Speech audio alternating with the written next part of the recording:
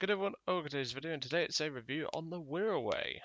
And well, I've actually had quite a bit of fun with this thing. At first, I thought it climbed like a pig with the two 500-pounders and the two 250-pounders. But I got a comment from, I can't remember his name, it's been that long since I did the first flight on this thing. Um, but he had I think it was a gorilla as his profile pic, but I can't remember his name. I'm terribly sorry for whoever that is. And he suggested to put the four 250-pounders on it and see if that made any difference. And it makes a difference, but it still climbs like a pig. So the Wirraway, obviously, I think it's 400 Golden Eagles or 450 Golden Eagles. And yes, it's a really good aircraft. I really do like it. You get access to obviously the four 250s here, the two 500s and the two 250s, which is a pretty good payload for Tank B, given that you've got two reasonably good sized bombs and two smaller bombs for taking out smaller vehicles. So obviously we're not going to be going very fast in this thing. That's the main problem. The engine is just 600 horsepower on web, and it does have a bit of temperamental of overheating sometimes. But to be honest, it depends on the map. The guns on it are Vickers E, which, if only it was back in the day when all British planes, apart from the Furies and the Nimrods, had Vickers K forward-firing machine guns, these would be a lot better. But unfortunately, the Vickers K is actually a drum magazine, so you can't actually put that in there. Because, well, I mean, you probably could, but you have to expend out the cowling a bit, which would just decrease speed even more, and this thing's not exactly very fast. So obviously the Wirraway has pretty much no armor, but it is actually surprisingly durable, especially the wings. I find the wings take quite a bit of damage. Obviously, the cockpit's quite open to enemy fire, so you've got to watch that. But a lot of people underestimate the turning capability of this aircraft. I've even given HE-51s a hard time in this thing. There was a good dogfight me and a J-22A had, which was quite fun. But the battle you're going to see today it's a good mix. There's dogfights, there's bombing, there's ground attacking, and there's even an execution of a team killer. Obviously, I'm not doing a separate video for him because I can't be asked at this point. You'll see him anyway. So, let's jump in and let's have a look. As you can tell, I've got 4 reviews and a heavy fighter advice video to record today, so fun for me. But yeah, it's it's been it's been a good road so far with these spades and all that, except for the T-34-85. Fucking hellfire, that thing's crap. Like I'm not joking. I'd rather, like, the Waffenträger which you saw there. I've been trying to spade that for almost a year, and yet I'm having more fun in the Waffenträger because I just forgot about the Waffenträger. And yada yada yada. It's getting a bit loud, so mind your volume. I'll just turn that down. That's better. So I'll start off. Obviously, this map you get an unusually high air spawn. So I thought, okay, I'll just continue climbing, as you should. And you can see the airspeed indicator, 130 miles an hour. My uncle's beam would be outrunning this thing, just saying. Another thing to watch is the dive speed. This thing cannot dive at all. Past 250, you run the risk of breaking your wings off. So just take that into account.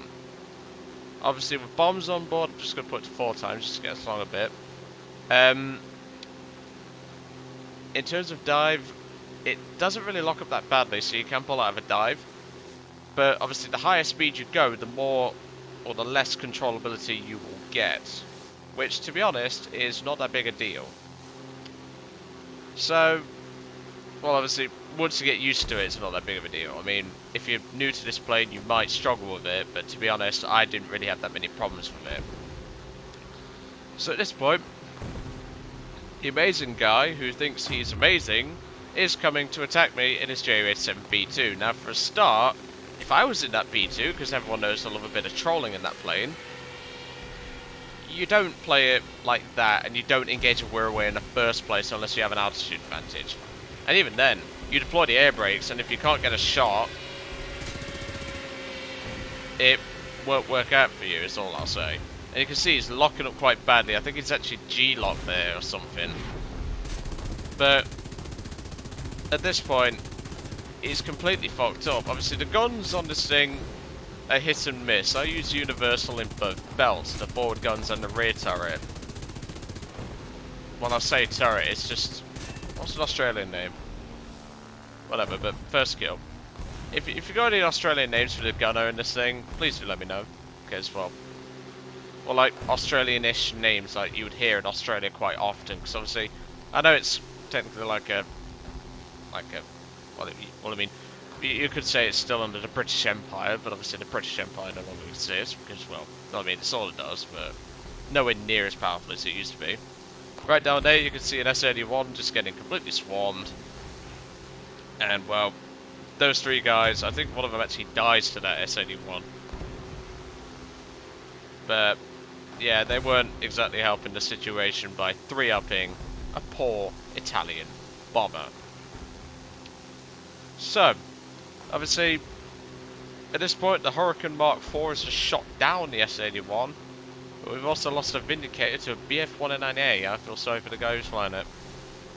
Now, for some strange reason, there was a guy in chat, that Nimrod that you saw down there, saying, let's form up.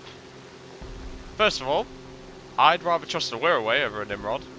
And second, I'm not losing my altitude and covering your ass. Like, I'm not losing my altitude to form up with you. As much as I would, I'm not doing it because this thing doesn't climb very well in the first place. I mean, it climbs okay with bombs off, but even so. So this is where it starts to get a little interesting. Invader 189 and his C200. Now, I'm not going to take the head on before anyone starts screaming at me. I do my usual trick, fire a burst and get out the fucking way, because, well, he scores a couple of hits, but to be honest, it was next to no damage. But obviously, the C200 at this point, he's lost all his airspeed, but if you look at my airspeed, I'm getting into the point now where the lockup is probably going to happen. And that can be annoying, because the lockup is kind of severe. And obviously, looking at this, I'm coming in on this guy, and at this point, I have to pull out the dive. Don't be sorry about that. 1 second. It's because I've just had a phone call today about an interview. Or something, is all I'll say. I'm not saying, well, in fact, I will say it is. I've had a call about a job, shall we say. But anyway, as I answer my sister here, because she was the one who messaged me about the job and everything, I'm engaging this HE51 here. So obviously, you can match up HE51 in some turns, but not all of them is all I'll say. But you can see I'm laying on the pain and the guns aren't pulling out very much. Like I say, they're very hit and miss. And that's really the main drawback. Because at the end of the day, if your guns don't work very well against, well, they're hit and miss, you just don't have the capability to do whatever you want. But the maneuverability, as you can tell, even with the bombs on, is fantastic. I mean, there's only real one problem with this aircraft, and it's not the plane's fault, which I'll explain at the end. So that C200 about to hit the dirt for my second kill. HE51's turning in here to come and have a look. And well, he's the guy I was engaging earlier. And well, it's only a matter of time because there's that Nimrod engaging. And well, that's when the guns do work properly. But obviously, I was going to bomb those targets, but the Nimrod is being an annoying arse at this point. He's going for the same targets as me, which, like I said, I don't mind, but I would appreciate if you at least point out in chat what you're going for. It can be annoying when people just come in and do that sort of thing. So at this point, I dropped one pair of bombs just to bomb the AA because no one likes AA for my second ground kill. And I'm wanting to engage that HE-112V5. Now, I believe it's around about this point where... yeah, this is where the team kill happens, I think. If I just jump to the Blenheim, I think it's just P26. Yeah. But obviously, if you look, he fires at the Blenheim, deliberately team kills him for no reason whatsoever, and then just flies off. We don't know why this happened. But he's just pilot sniped the Blenheim for no reason whatsoever. Obviously, I'm still over here cleaning up ground targets and everything. And, well, there was no reason for that guy to do that. And funnily enough, it's another PS4 player. Like, what the fuck? I don't fucking know, but we don't know why he did that. But at this point, I put in chat, obviously I've dropped my second pair of bombs, and I'm actually quite low on ammunition. And obviously Max Digger, I think his name is, yeah. He's been engaged by the H-51, obviously the H-51's coming at me now, and obviously I don't have much ammunition left. But for some strange reason, the H-51 just... I think he approaches from the... No, he just flies on. I turn at this point, and obviously he starts turning, but you can see, with the combat flaps down, this thing's got a great turn rate for its BR.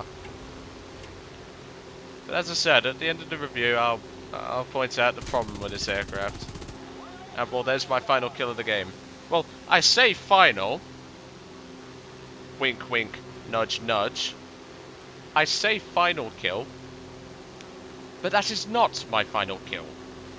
I know some people who have probably paused it before the game started and looked at the actual battle.